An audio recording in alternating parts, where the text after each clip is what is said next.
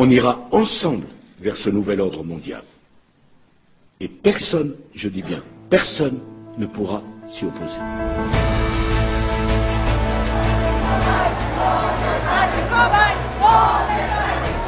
En ce moment, on va de plus en plus vers une dictature. Ça soulève le problème de la liberté de choisir. Je crois que notre génération doit savoir que la bête de l'événement est là. Il est temps de travailler ensemble à l'avènement d'un nouvel ordre mondial. Nous utiliserons notre pouvoir pour les rendre dociles aux faibles. Ils grandiront en étant déprimés. Nous parlons de cet homme blessé lors d'une manifestation samedi dernier. Il a vraisemblablement été visé par un tir de LBD. Nous utiliserons la peur comme notre arme.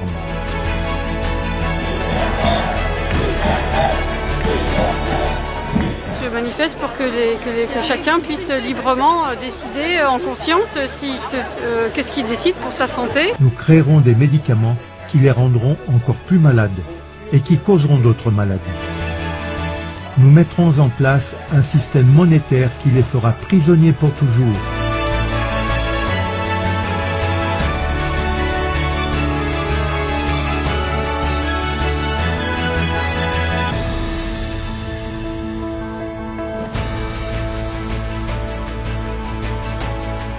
Je vous salue dans le nom de Jésus-Christ. Bienvenue à votre plateforme Alliance Éternelle. Nous étudions aujourd'hui le chapitre 7 du livre de Daniel intitulé « Qui règne sur le monde ». Si vous êtes nouveau dans cette chaîne, je vous prie de vous abonner, de mettre un pouce. Lorsque vous mettez un pouce, comme je le dis souvent, cela permet à la vidéo d'être virale et d'être partagée.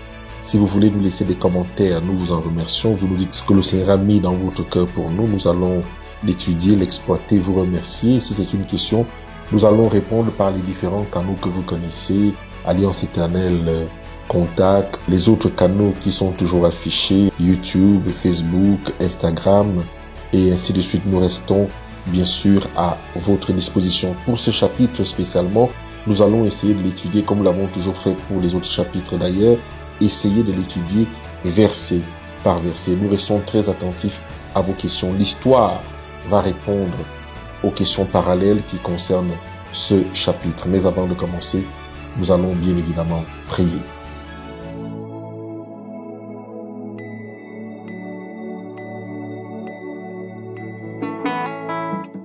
Notre Père qui est dans les cieux, merci pour cet instant que tu nous accordes pour continuer dans le livre de Daniel. Que la gloire et l'honneur te soient rendus, Seigneur. Alors que nous allons partager cette expérience spirituelle de Daniel, nous voulons que ton esprit soit avec nous. Et que les anges qui ont accompagné Daniel nous accompagnent pour ouvrir notre intelligence. Père, pardonne nos péchés et permets que la parole tombe sur la bonne terre. Nous t'avons prié au nom de Jésus-Christ de Nazareth.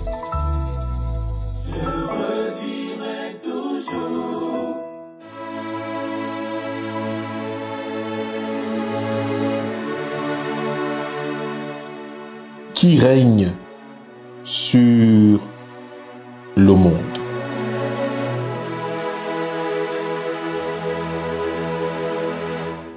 Mon frère, ma sœur, dans Daniel 7, le verset 1, la Bible déclare: la première année de Beltsazar, roi de Babylone, Daniel eut un songe et les visions de son esprit pendant qu'il était sur sa couche. Ensuite, il écrivit le songe et raconta les principales choses. Nous arrivons donc maintenant au cœur même de ce merveilleux livre prophétique de Daniel. Parler à ses prophètes par des rêves et des visions, tel est le moyen choisi par Dieu pour communiquer la vérité au peuple de Dieu. Dieu a dit à Israël: lorsqu'il y aura parmi vous un prophète, c'est dans une vision que moi, l'Éternel, je me révélerai à lui. C'est dans un songe que je lui parlerai. Nombre 12, le verset 6. Et le verset 2 et 3 du chapitre 7 de Daniel déclare: Daniel commença et dit: je regardais pendant ma vision nocturne, et voici les 4 vents des cieux firent irruption sur la grande mer, et 4 grands animaux sortirent de la mer, différents l'un de l'autre. La prophétie du chapitre 7 embrasse l'histoire du monde, tout comme l'image de la statue du chapitre 2. Voici cependant les différences entre les deux chapitres. La première différence, la prophétie du chapitre 2 était destinée à être comprise d'un roi païen et de ce fait était très simple. La prophétie du chapitre 7 est destinée à être comprise par le prophète et par l'Église. Il en résulte donc qu'elle comporte un nombre de détails beaucoup plus élevés et qu'elle a une signification beaucoup plus profonde.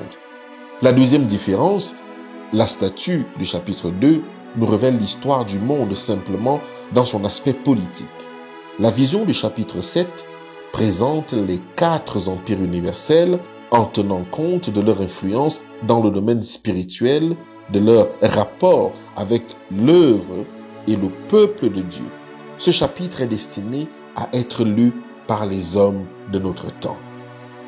L'ange dit clairement, au verset 17 et 23, un peu plus loin, que les 4 animaux sont les symboles de 4 rois ou royaumes.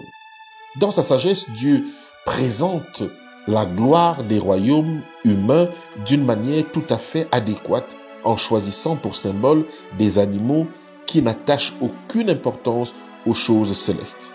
C'est dans le but d'élever les pensées de la race humaine afin qu'elle ne s'attache pas seulement aux choses terrestres, mais aussi aux choses éternelles et spirituelles que la Bible nous a données. 100 ans auparavant, le prophète Osée avait aussi employé les symboles du lion, du léopard, de la bête féroce pour décrire les royaumes qui domineraient le peuple de Dieu à cause de ses péchés et de son éloignement de Dieu. Nous pouvons le voir dans Osée 13, versets 5 à 8. Si Israël était demeuré fidèle à Dieu, ces 4 empires cruels n'auraient pas eu la possibilité de s'imposer comme ils le firent. Combien de choses dépendent de la fidélité du peuple de Dieu? Combien de choses? Combien de choses dépendent de notre obéissance, de notre foi et de notre amour de Dieu? Il est la lumière du monde. Et si la lumière s'éteint, combien grandes seront les ténèbres? Matthieu 6, le verset 23. Nous entrons ainsi au verset 4 du chapitre 7. Nous avons dit que nous allons essayer d'étudier au maximum verset par verset. La Bible déclare que le premier était semblable à un lion et avait des ailes d'aigle. Je regardais jusqu'au moment où ses ailes lui furent arrachées. Il fut enlevé de la terre et mis sur ses pieds. Comme un homme et un cœur d'homme lui fut donné. Le premier royaume, le lion, fait penser à la tête d'or de la statue du chapitre 2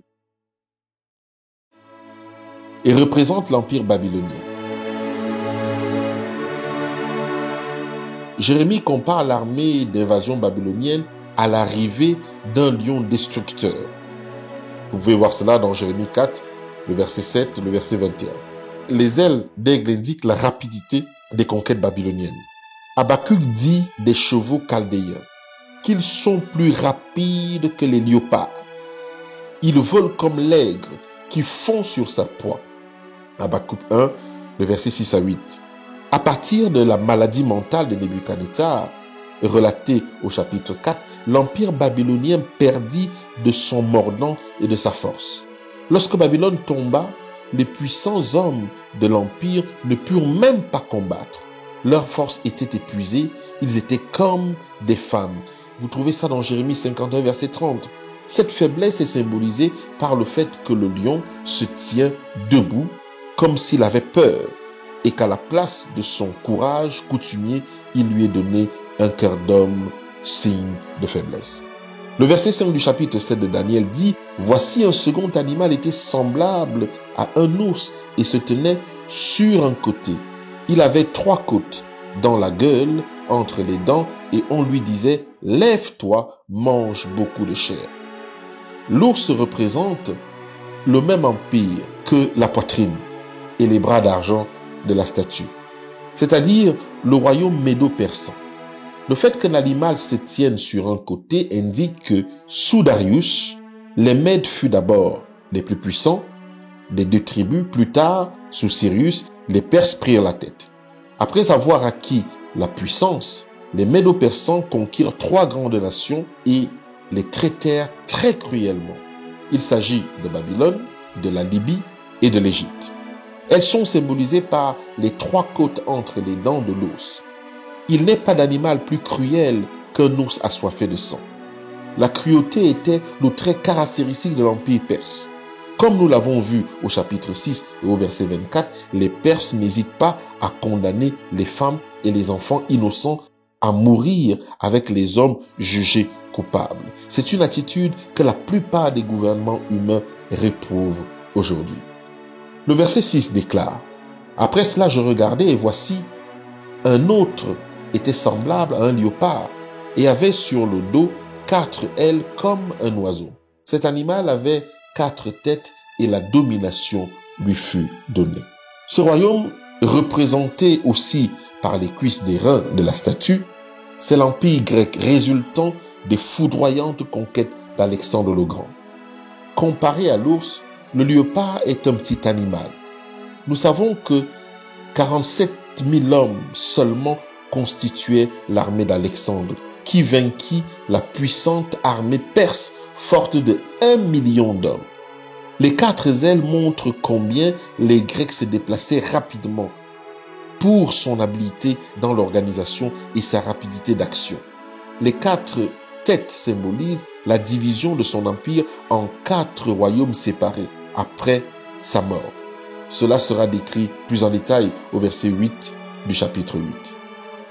Le verset 7 du chapitre 7 de Daniel nous dit que « Après cela, je regardais, pendant mes visions nocturnes, et voici, il y avait un 4e animal, terrible, épouvantable et extraordinairement fort. Il avait de grandes dents de fer. Il mangeait, brisait, et il foulait aux pieds ceux qui restaient. Il était différent de tous les animaux précédents, et il avait 10 cornes. Il n'est pas d'animal de la création assez terrible pour supporter la comparaison avec ce royaume.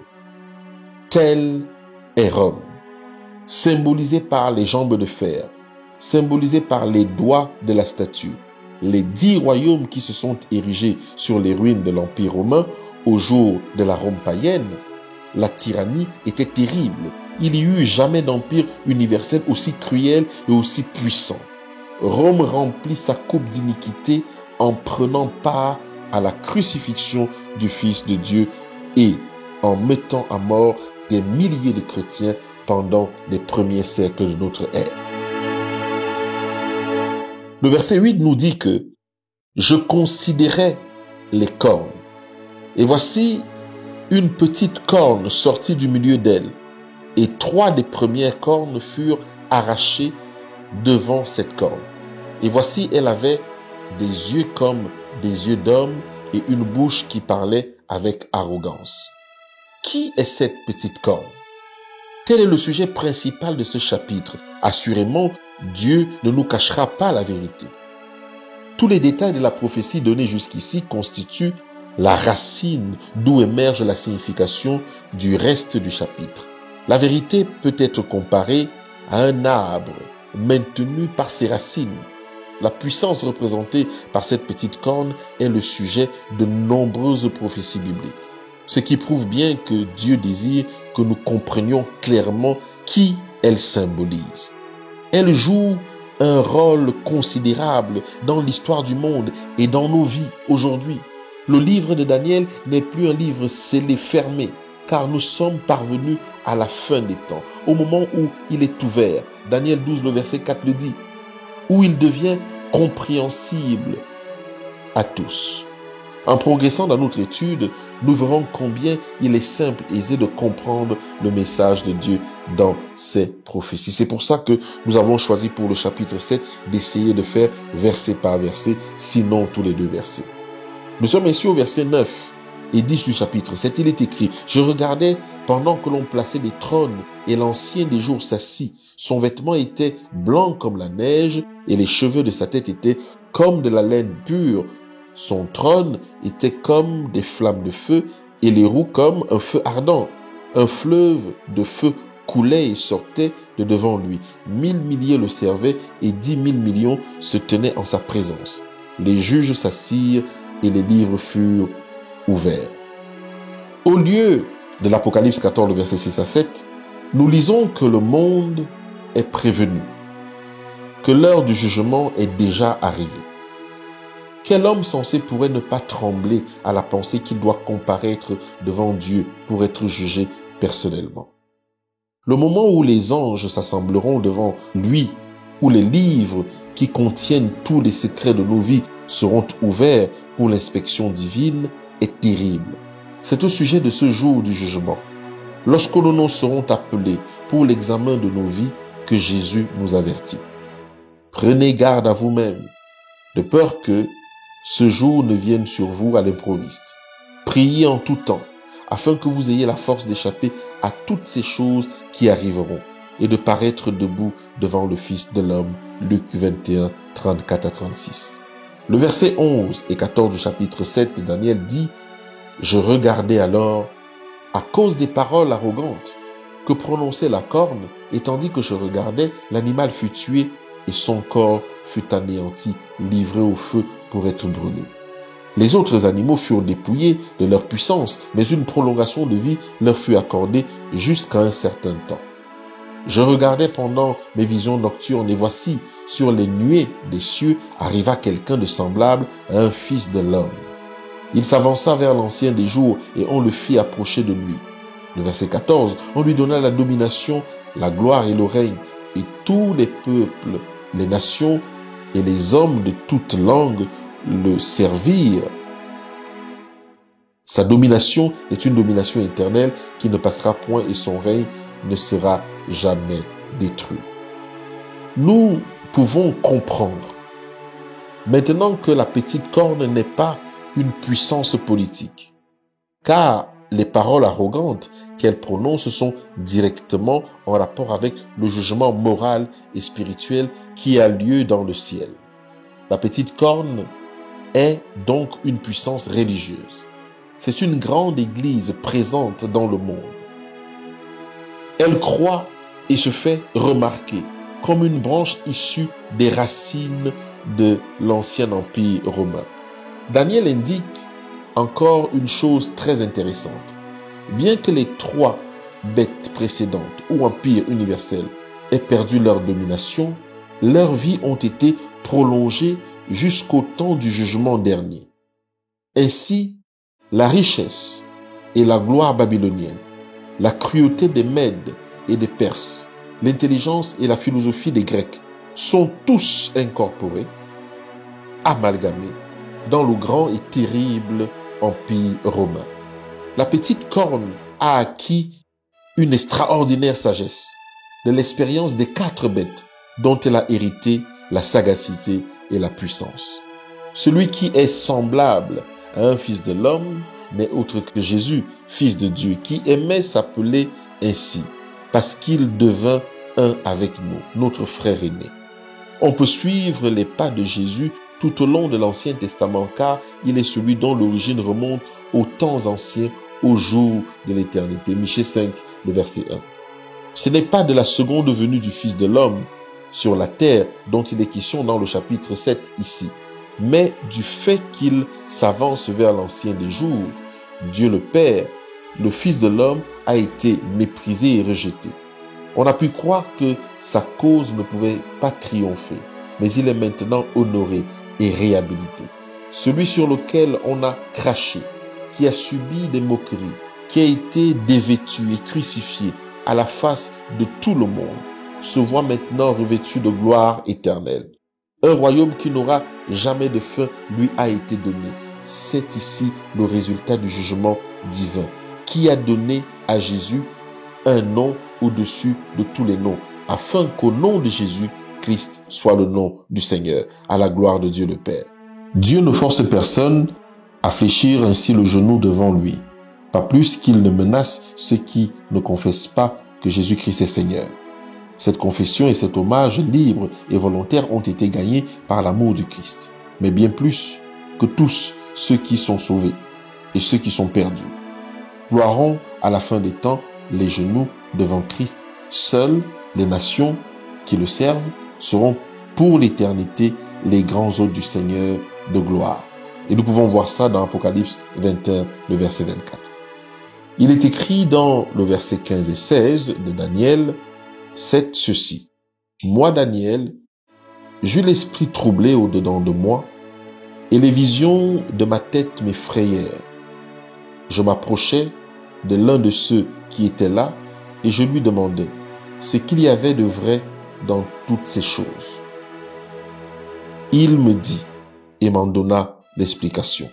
Si Daniel lui-même était très préoccupé par la signification de cette prophétie, à combien plus forte raison le sommes-nous, nous qui vivons dans les jours où elle s'accomplit. Jésus dit que celui qui lit fasse attention. Matthieu 24, verset 15.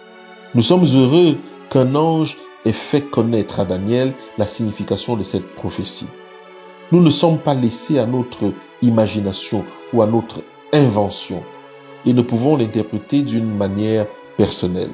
Le verset 17 et 22 du chapitre 7 déclare: ces 4 animaux, ce sont 4 rois qui s'élèveront de la terre, mais les saints du Très-Haut recevront le royaume et ils posséderont le royaume d'éternité en éternité. Le verset 19 dit: ensuite, je désirais savoir la vérité sur le 4e animal, qui était différent de tous les autres, extrêmement terrible, qui avait les dents de fer et les ongles d'airain, et qui mangeait, brisait et foulait aux pieds ce qui restait.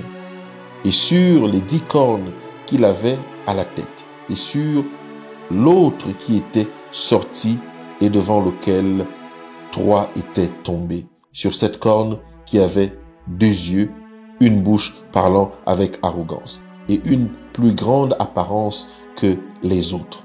Je vis cette corne faire la guerre aux saints et l'emporter sur eux, jusqu'au moment où l'Ancien des jours vint donner droit aux saints du Très-Haut, et le temps arriva où les saints furent en possession du royaume. Daniel comprit ce qui concernait les 3 premiers royaumes.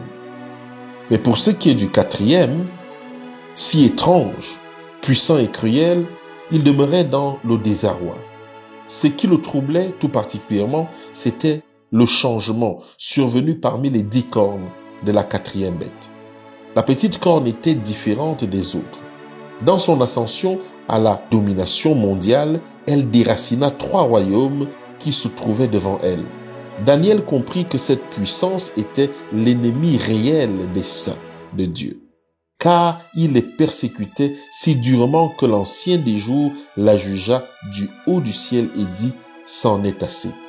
Le verset 23 à 25 déclare ceci, du chapitre 7 de Daniel. Il me parla ainsi: le 4e animal, c'est un 4e royaume qui existera sur la terre, différent de tous les royaumes, qui dévorera toute la terre, la foulera et la brisera. Les 10 cornes, ce sont 10 rois qui s'élèveront de ce royaume. Un autre s'élèvera après eux, il sera différent des premiers et il abaissera 3 rois. Il prononcera des paroles contre le Très-Haut. Il opprimera les saints du Très-Haut et il espérera changer les temps et la loi, et les saints seront livrés entre ses mains pendant un temps des temps et la moitié d'un temps. Nous avons déjà vu que le 4e royaume correspond aux jambes de fer de la statue, et que c'était l'Empire romain, entre l'an 351 et l'an 476 après Jésus. L'Empire romain fut envahi par des peuplades païennes venant du nord, qui le mirent en pièces. De petits royaumes émergèrent de ces ruines.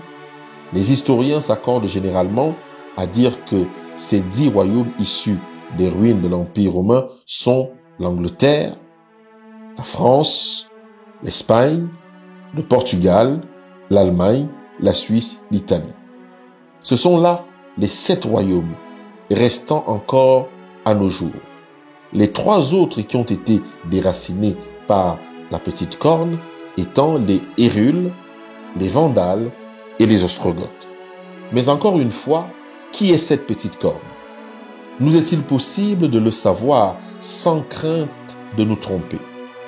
En Amérique du Sud, quelques personnes qui ne savaient pas lire ni écrire demandèrent à un missionnaire de leur envoyer un professeur. Il fut d'accord, mais lui demandèrent comment sauront-ils que le professeur est réellement envoyé par vous. Le missionnaire eut une idée ingénieuse. Il prit une pierre, la cassa en deux, donna une moitié à ces personnes et garda l'autre pour lui-même.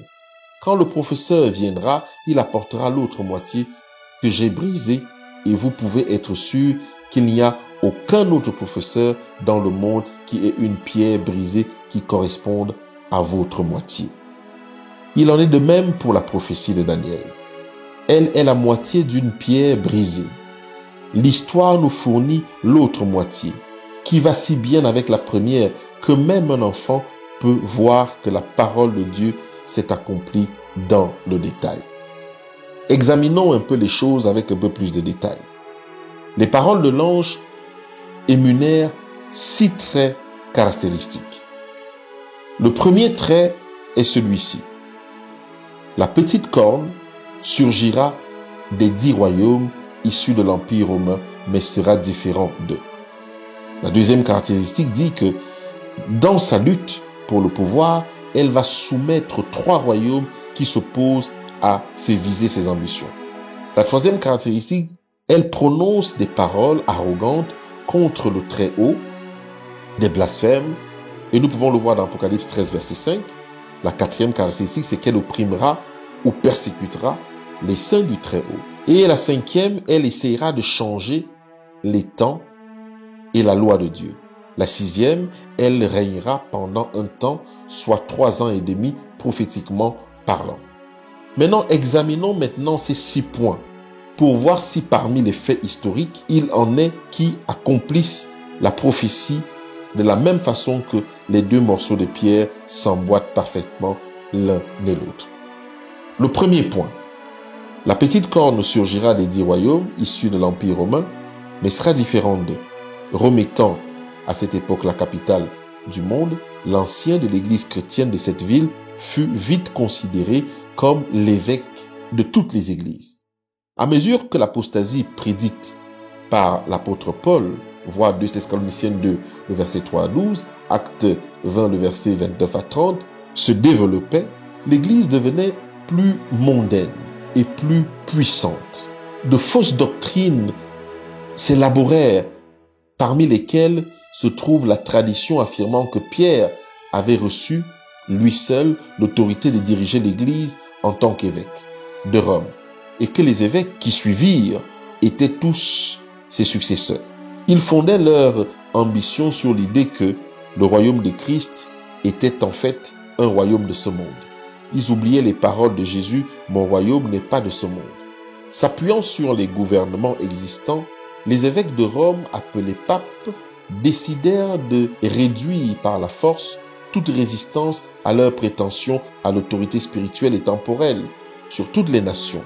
Ainsi, cette petite corne n'est-elle pas simplement un royaume politique, comme l'étaient les 10 autres, mais une puissance religieuse issue du pouvoir politique.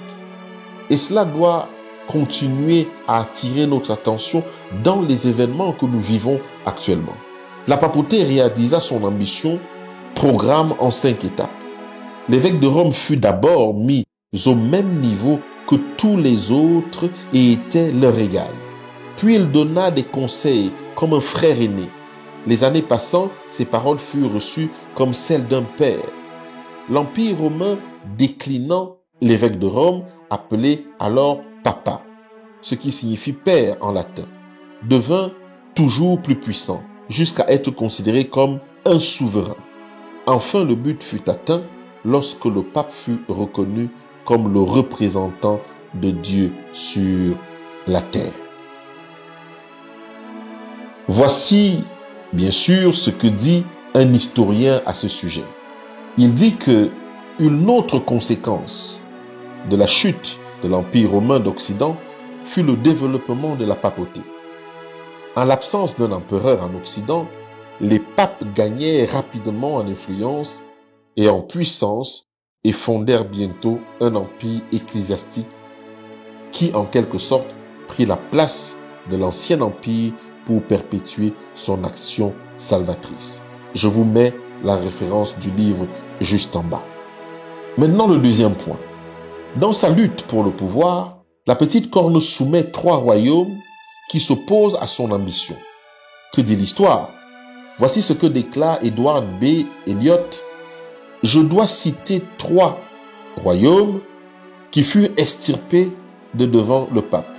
Les Hérules sous Odoacre, les Vandales et les Ostrogoths. Je vous mets la référence du livre aussi. Odoacre, roi des Hérules, comme les 2 autres royaumes, supplantés, s'opposant aux prétentions de la papauté. Le nouveau roi ostrogoth Théodoric vainquit Odoacre et ses soldats. Mais les amis de la papauté furent bientôt déçus de voir que Théodoric s'opposait aussi à elle. La papauté devint alors l'ennemi déclaré de Théodoric et des Ostrogoths. En même temps, une 3e peuplade hostile venant de l'Afrique du Nord menaçait la papauté, les Vandales. Il fallait faire quelque chose pour sauver la papauté. En 533, l'empereur d'Orient, Justinien, signa un décret dans lequel il éleva le pape au titre de chef de toutes les églises. Pour rendre ce décret effectif, il envoya en Afrique son général Bélisaire avec une armée pour réduire l'opposition des Vandales après une année. Il avait réussi dans cette entreprise. Le même général combattit alors les Ostrogoths qui chassa définitivement l'Italie en 538. C'est ainsi que les 3 royaumes furent ôtés de devant la petite corne. Maintenant, le 3e point disait que la petite corne prononcera des paroles arrogantes contre le Très-Haut. Quelques-unes des paroles arrogantes et blasphématoires prononcées par la papauté sont citées par le dictionnaire ecclésiastique catholique romain de Ferrari. Nous pouvons lire ceci. Le pape est d'une si grande dignité et tellement glorieux qu'il n'est pas un simple homme, mais plutôt comme Dieu. Il est le vicaire de Dieu. Il est couronné d'une triple couronne. En tant que roi du ciel, de la terre et des régions inférieures, l'autorité du pontife romain ne s'étend pas uniquement aux choses célestes, aux terrestres et à celles des régions inférieures. Elle s'étend même aux anges, auxquels il est supérieur, car il est tellement digne et puissant qu'il ne fait qu'un avec le Christ et fait partie du même tribunal. Le pape est le représentant de Dieu sur terre. Je vous mets également la référence de la source.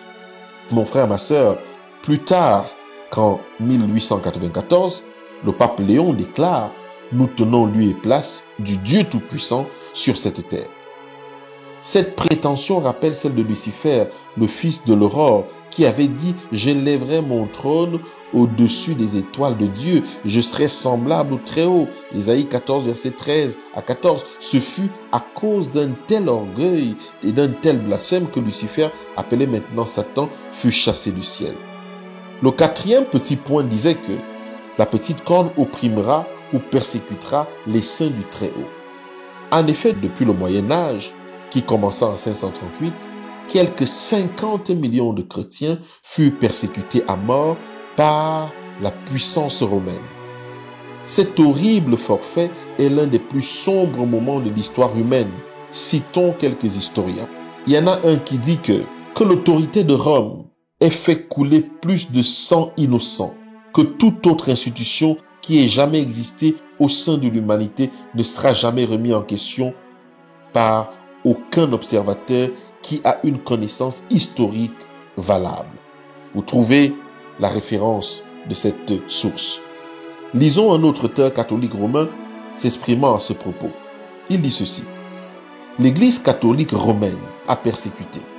Seul un novice en histoire pourrait le nier. 150 ans après Constantin, les donastistes furent persécutés et quelquefois mis à mort. Les protestants furent persécutés en France, en Espagne, avec l'approbation totale des autorités de l'Église. Nous avons toujours soutenu la persécution des Huguenots, protestants français, et l'Inquisition espagnole. Quand l'Église estime qu'il faut employer la force, elle le fait. Devait-elle accorder la liberté absolue et l'égalité à toutes les églises et croyances? Vous avez également la référence. Cela me fait vraiment froid au dos. Le pape Martin, 1417, en 1431, donna des instructions suivantes au roi de Pologne à propos des disciples de Jean Hus, qui étaient de vrais chrétiens. Il dit ceci: « Faites-vous un devoir d'exterminer les hussistes. Soyez sans pitié. Rappelez-vous que ces personnes osent proclamer des principes de liberté. Elles affirment que tous les chrétiens sont frères.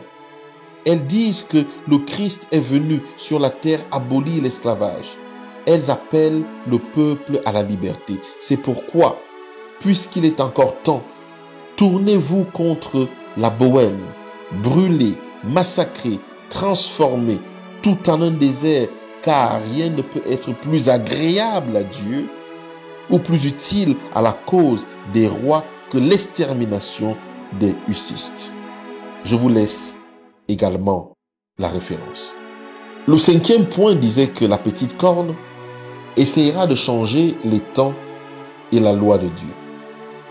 Nous citons ici à nouveau l'ouvrage de Ferrari, qui dit ceci: « L'autorité du pape et sa puissance sont si grandes qu'il peut modifier, changer, expliquer ou interpréter les lois divines. » Dans les catéchismes catholiques romains employés pour l'instruction du commun peuple, la loi de Dieu a été modifiée de façon telle que le second commandement, défendant le culte des images, a été supprimé. Le 4e a été abrégé de façon à pouvoir justifier l'observation du premier jour de la semaine, le dimanche, à la place du vrai jour, sabbat. Le 10e commandement a été divisé en 2, en rapport avec le changement du 4e commandement. Voici ce que déclare officiellement un catéchisme. Question: avez-vous un autre moyen de prouver que l'Église a autorité pour instituer les fêtes religieuses? Réponse: si l'Église n'avait pas ce pouvoir, elle n'aurait pas pu accomplir ce en quoi tous les croyants d'aujourd'hui sont d'accord avec elle, à savoir substituer l'observation du dimanche, premier jour de la semaine, à celle du samedi, le 7e jour, changement pour lequel l'autorité des Écritures ne peut être invoquée. Vous trouvez la référence du livre. Essayer de changer la loi de Dieu, c'est quelque chose que Dieu lui-même a dit qu'il ne fera pas. Le psaume 89, le verset 35 le dit. Il ne faut pas s'étonner si Daniel a été surpris d'entendre les paroles arrogantes de la petite corne. Le 6e point disait que la petite corne continuera à régner pendant un temps des temps et la moitié d'un temps. Un temps est un autre mot pour désigner une année. Des temps, au pluriel, indiquent 2 années et la moitié d'un temps, 1 année et demie. Aussi, cela signifie que la puissance représentée par la petite corne continuera à exercer son autorité pendant 3 années et demie, prophétiquement parlant, et les saints seront livrés entre ses mains pendant ce temps-là. Nous avons déjà appris que les différents symboles des prophéties de Daniel s'expliquaient aisément par la Bible elle-même. Les bêtes représentent les royaumes, les os des peuples, les cornes des royaumes issus d'empires, etc. De la même manière, dans la prophétie biblique, un jour représente une année littéralement parlant, voir Ézéchiel 4, le verset 6, et Nombre 14, le verset 34. La même période est mentionnée dans l'Apocalypse 12, verset 14. Apocalypse 13, verset 15 parle à nouveau de 42 mois. À raison de 12 mois par an, 3 ans et demi, égale 42 mois. Nous trouvons encore la même durée en Apocalypse 12, le verset 6, où il est question de 1260 jours. Or, 42 mois de 30 jours font 1260 jours. Il est clair dorénavant que la petite corne, à savoir la papauté, régnera sans conteste sur l'Europe, persécutant les saints de Dieu pendant 1260 jours. L'histoire confirme que la papauté exercera sa domination pendant cette période. Exactement. Nous avons vu au point 2 que Justinien avait signé un décret en 533 donnant à la papauté un pouvoir illimité sur toutes les églises. Ce décret prit effet en 538, lorsque le dernier des 3 royaumes qui s'opposaient à la papauté fut déraciné. C'est pourquoi le point de départ des 1260 ans de la domination papale est l'année 538. 1260 ans plus tard, exactement, la papauté perdit sa puissance temporelle le 20 février 1798. Berthier, un général français de l'armée de Napoléon, fit prisonnier le pape à Rome, mettant effectivement fin à la puissance temporelle de la papauté en Europe. Depuis lors, il n'y a pas eu de persécution effective des chrétiens en Europe. Ils sont libres d'adorer Dieu selon leurs convictions. Comme la pierre cassée dont les deux moitiés s'emboîtent à la perfection, l'une et l'autre, la prophétie de Daniel et le témoignage de l'histoire s'accordent parfaitement pour désigner la puissance représentée par cette petite corne qu'est la papauté. Le verset 26 et 28 de Daniel 7 déclare: « Puis viendra le jugement, et on lui ôtera sa domination, qui sera détruite et anéantie pour jamais. Le règne, la domination et la grandeur de tous les royaumes qui sont sous les cieux seront donnés au peuple des saints du Très-Haut. Son règne est un règne éternel et tous les dominateurs le serviront et lui obéiront. » Ici finirent les paroles. Moi, Daniel, je fus extrêmement troublé par mes pensées. Je changeais de couleur et je conservais ces paroles dans mon cœur. Dieu permet à Daniel de diriger son regard jusqu'à la fin des temps. Lorsque la petite corne et la bête qui la porte seront détruits pour toujours avec le péché et les pécheurs. Juste avant la fin, la blessure mortelle reçue par la papauté sera guérie. Nous verrons ça plus loin dans l'Apocalypse. Et pendant une courte période, le monde entier l'admirera. Cependant, le tribunal céleste a déjà rendu sa sentence. Bien que prospère pour un temps, sa fin n'est pas moins certaine. C'est pour cela que nous ne devons jamais faire confiance à la papauté. Le message des trois anges aujourd'hui est déjà totalement dilué. Où on nous empêche en tant que membres chrétiens d'église, en tant que laïcs, à déterminer qui est la bête. Mesdames et messieurs, frères et sœurs, la Bible nous dit que dans ces messages des trois anges d'Apocalypse 14 à partir du verset 6, il y a quelque chose qu'il faut faire absolument. C'est qu'il faut éviter tout ce qui concerne la bête lorsqu'elle a été identifiée. Mais depuis le livre de Daniel, on peut aisément identifier qui est la bête. Mais aujourd'hui, l'évangile étant dilué par le spiritisme, on nous empêche de parler de la bête, qui est la papauté. Comme, mon frère, ma sœur, il est encourageant pour le peuple de Dieu de savoir que le royaume sera donné à ceux pour qui il a été préparé depuis la fondation du monde. Dans toutes leurs épreuves et leurs souffrances, les vrais adorateurs de Dieu peuvent se rappeler cette merveilleuse promesse. Cette vision de Daniel qui fut pour lui un tel sujet de préoccupation devrait aussi nous faire réfléchir dans ces derniers jours, de peur que nous ne soyons en train de servir inconsciemment la petite corne. Malheureusement, c'est ce qui se passe. L'Église, toute la chrétienté ensemble est en train de servir la petite corne au nom de Dieu. Mon frère, ma sœur, il y a des temps où il faut se relever et regarder en face de nous. Les éléments sont factuels et clairs. Malheureusement, beaucoup de chrétiens servent la petite corne sans le savoir. Puissions-nous fonder notre foi sur la vérité telle qu'elle se trouve dans la parole de Dieu. Que la petite corne ne nous effraie pas, puisqu'on nous dit, mais nous ne voulons pas encore la persécution, il faut arrêter de parler de la papauté, et sérieux, ce n'est peut-être plus la papauté qui est la bête. On nous cite toutes sortes d'images.